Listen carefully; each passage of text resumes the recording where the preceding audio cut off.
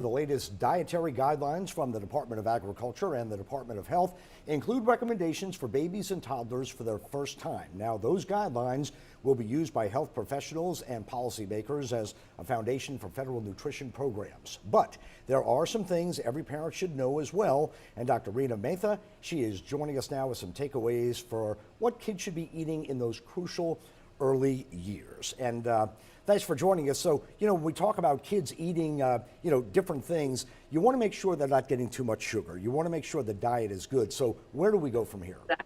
Exactly. So the most important thing to keep in mind is you want to have a healthy lifestyle throughout.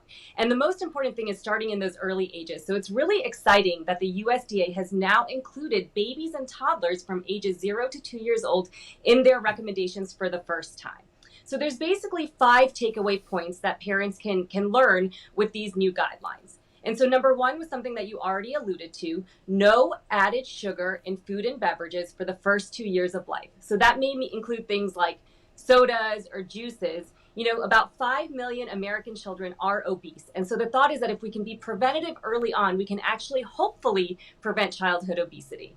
So that's point 1. Mm-hmm. And all that starts at home. I mean, it's about dietary nutrition, things like that. And, when you introduce sugar, I guess, at an early age, and, the parents like sugar and sweets, then it just kind of introduces to the child, and that's where the problems start.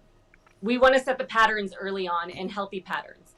So the second point was introduction of allergenic foods early. And so there's been multiple studies that have looked at how can we prevent food allergy. About 8% of children in the United States have food allergy. And so studies have shown that if we can introduce peanut and egg and other allergenic foods in the first year of life, specifically 4 to 6 months of age, you can actually prevent the onset of food allergy about 70 to 80%.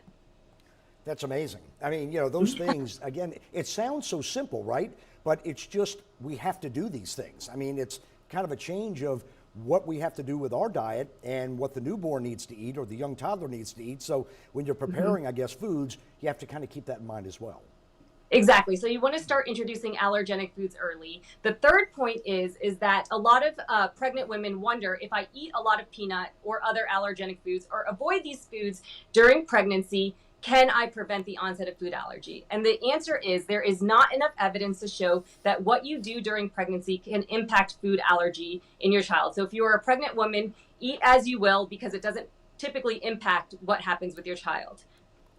So when it comes down to feeding your child, and you may not start off on the right foot, is there a way of getting back to it?